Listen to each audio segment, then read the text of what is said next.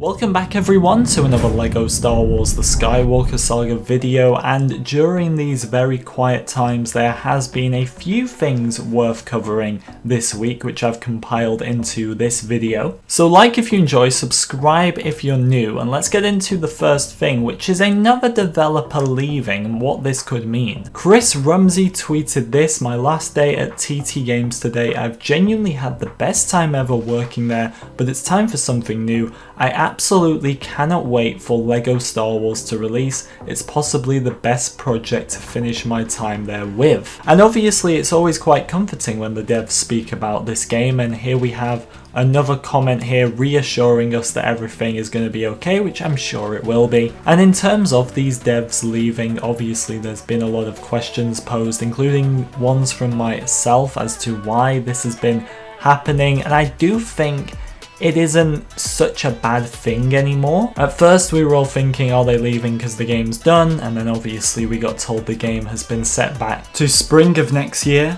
But I think now what we're seeing, with a bit of a better understanding of what's going on, is that developers who are finished with their current work, their current area on LEGO Star Wars of the Skywalker Saga, are now free to leave. And the fact that they're allowed to leave because their work in that area is done probably means that the game is on track, probably means that it's not going to get delayed again. There's no proof that's the reason behind it, but that's the way I see it going now. I really doubt so many developers would just leave an incomplete project. Not even halfway through now. We're closer to the end than we are the middle, or obviously even the start. And our next piece of big news could be coming next year, but our one chance for this year is the Game Awards, which now has a confirmed date. Jeff confirmed here over on Twitter that December the 9th, which is around what we were expecting, is the date for the Game Awards.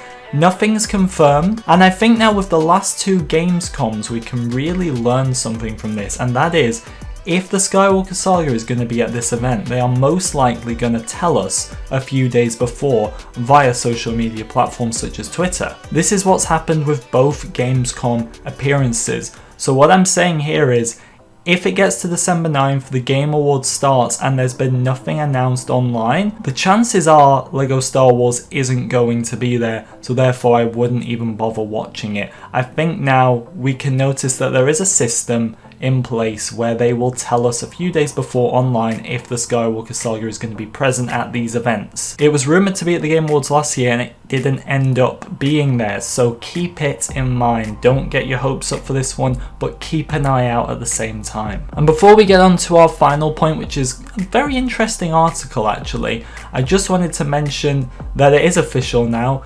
The social media pages have gone quiet for LEGO Star Wars The Skywalker Saga. In terms of that game, they are active promoting another game, and that is LEGO Star Wars Battles, obviously the mobile game. I gave it a go actually, it's pretty fun, but it's not the main game we want. However, the fact that the social media pages are active talking about this game may mean they've got somebody, a community manager, or maybe just somebody operating the social media accounts at this point. But as for Skywalker Saga related tweets or anything on their other social medias, it's gone quiet now completely. And I do want to mention this article from Game Rant now, and I've seen a few of you discuss this in my comments. It's definitely been making its way around the community, and I've got to give you my take on it. And it's LEGO Star Wars The Skywalker Saga may live or die by its loading times. And I'll link the full article in the description if you want to read it. And it talks about a range of different things, how when this game was obviously first announced back in 2019 and scheduled for a 2020 launch,